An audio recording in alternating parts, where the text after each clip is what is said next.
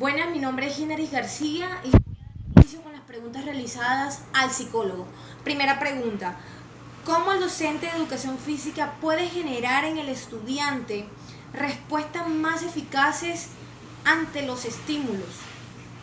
Segunda pregunta: como profesores, ¿cómo podemos ayudar psicológicamente a un estudiante que tenga limitaciones físicas para mejorar su desempeño en las actividades?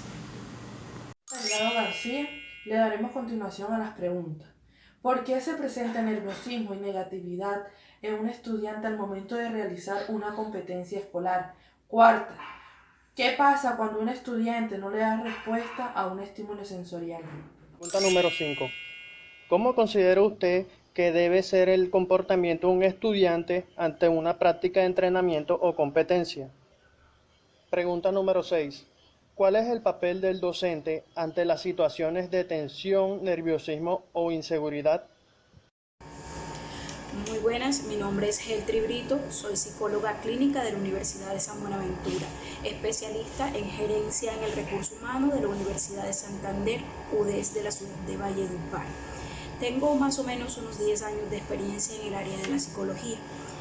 Empezamos nuestra experiencia en un plantel educativo en la ciudad de Valledupar, realizando para ellos todo el proceso de psicología educativa. Estuvimos con ellos unos 2 años. Luego tuvimos la oportunidad de desplazarnos al municipio de La Jagua de Virico, donde trabajamos con un proyecto con niños de 0 a 5 años que realizaba la Corporación Día de la Niñez. El nombre de este proyecto era Ludotecas Naves Itinerantes, que tenía como objetivo, mediante el juego, la lúdica, lograr un aprendizaje en los niños y las niñas de estas edades. Luego de esto tuvimos la oportunidad de desplazarnos a la ciudad de Bogotá, donde trabajamos para una empresa de ingenieros que desarrollaban en aquel entonces un proyecto para la Corporación Autónoma Regional de Boyacá, Corpo Boyacá, donde realizaban para ellos un ordenamiento de la cuenca del río Chicamocha en toda su extensión. Para ellos coordinamos el área social de este proyecto. Luego de esto regresamos al municipio de Valledupar, donde realizamos el proceso de facilitadores en un programa llamado Familias con Bienestar para la Paz, que en aquel entonces manejaba la empresa Aldeas Infantiles SOS Colombia. Luego de esto tuvimos la oportunidad de trabajar en el corredor minero con la empresa Prodeco, realizando el trabajo de profesional social dentro del área de comunidades. Y en la actualidad nos encontramos trabajando en una institución educativa de la ciudad de Valledupar, donde desarrollamos el cargo de coordinadora de calidad académica para ellos. El día de hoy me encuentro aquí con ustedes con el fin de contestar algunas preguntas formuladas por docentes en formación en el área de educación física. Voy a realizar la pregunta y subsecuente a ello darles la respuesta. Empiezo. Primera pregunta: ¿cómo el docente de educación física puede generar en el estudiante respuestas más eficaces ante los estímulos? La conducta de los seres vivos está dividida en estímulo y en respuesta. Entonces tenemos que conocer que cada individuo al que se le aplica, allí estaríamos hablando de la conducta de los espectadores. ¿Qué pasa? Que si yo estoy en una competencia y el equipo rival tiene mayor audiencia, esto puede generar en mí o en mi equipo una sensación de inseguridad, de que puedo perder, de que no tengo la gente, que yo soy malo. Eso puede generar.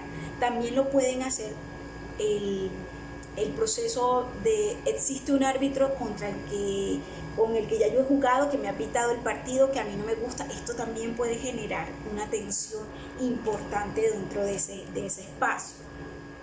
La conducta de mi entrenador. Recuerden que nosotros o ustedes como entrenadores en sus espacios deben generar en sus estudiantes la sensación de tranquilidad y de seguridad. Si yo siento que mi entrenador está incómodo, lo siento nervioso, bravo, eso al estudiante inmediatamente le va a mandar una información de que este partido no lo voy a ganar o esta competencia no la voy a poder ganar porque ya mi entrenador está tensionado, él sabe algo que yo no sé, y eso va a generar ya en la persona un grado de inseguridad o tensión. Y hay una parte que es todavía más importante y es la particularidad psicológica del estudiante. Cada quien tiene algo particular. Entonces, algunos manejamos una particularidad psicológica que es más propensa a ser nerviosos, a estar asustados, a estar inseguros, no voy a ser capaz, pero otros manejan una capacidad psicológica mayor, entonces ellos no muestran inseguridad, están muy tranquilos, y de eso depende que podamos notar estos signos, ¿no? Entonces, algunos, su contexto psicológico les impide mostrarse seguros y a otros les permite perfectamente mostrar seguridad y tranquilidad ante una competencia. Quinta pregunta. ¿Cómo considera usted que debe ser el comportamiento de un estudiante ante una práctica de entrenamiento o competencia? Como hablábamos en la pregunta anterior, depende básicamente de la particularidad del estudiante o del competidor, la particularidad psicológica. Cada uno es particularmente diferente. Entonces, lo que para uno es normal, para otro puede generar tensión. Entonces, vamos a tener jóvenes que durante un partido se tensionan, se ponen nerviosos, se sienten inseguros, y vamos a tener otros que van a estar totalmente tranquilos y seguros de que pueden ser ganadores, de que pueden ser vencedores. Entonces, no hay una manera que aplica un estímulo, sea visual, auditivo, por el gusto, olfativo, una incidencia de algo, genera en esta persona una respuesta inmediata. Si yo observo que hay fuego, voy a correr. Esa sería mi respuesta inmediata. Si yo siento un olor a quemado, mi respuesta va a ser ir a darme cuenta que se está quemando en mi cocina. El olor se convierte en un estímulo e ir hasta el lugar donde creo que está lo que se está quemando va a ser mi respuesta. Si ustedes como docentes logran que un niño, una niña, un adolescente, un estudiante asocie un estímulo con una respuesta inmediata, vamos a lograr mejorar la eficacia de esa respuesta.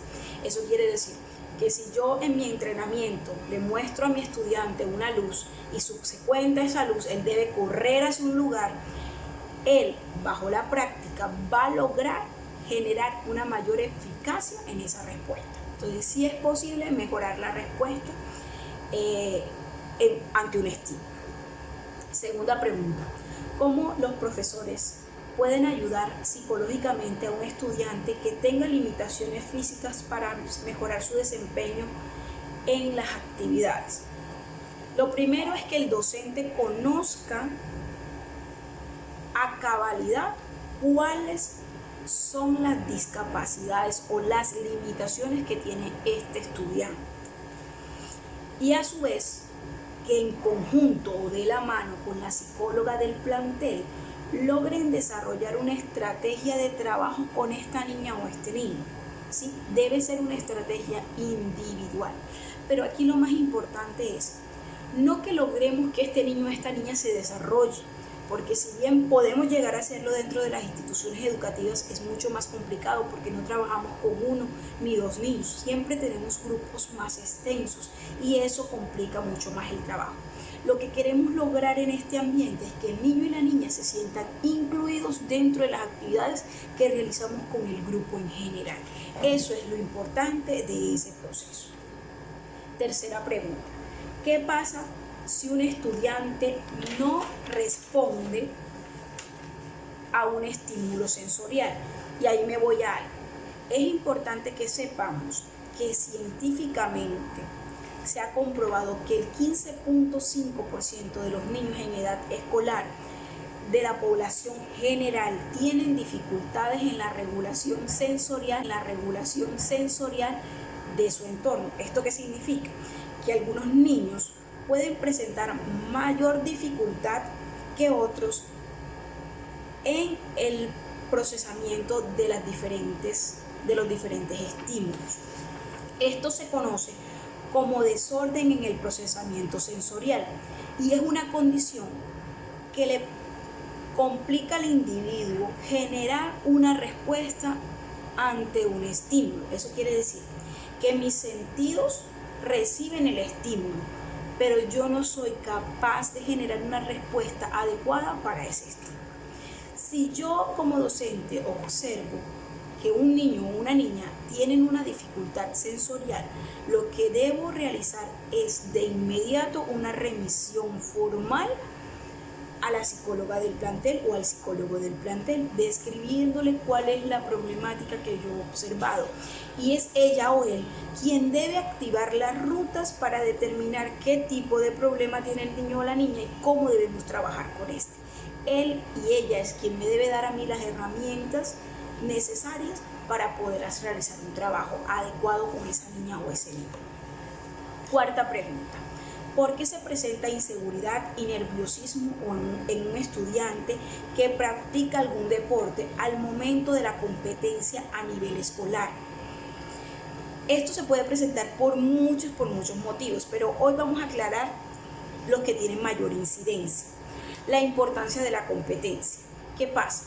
Cual mayor sea la importancia para el niño o la niña de esta competencia, mayor puede ser mi nivel de nerviosismo o de inseguridad.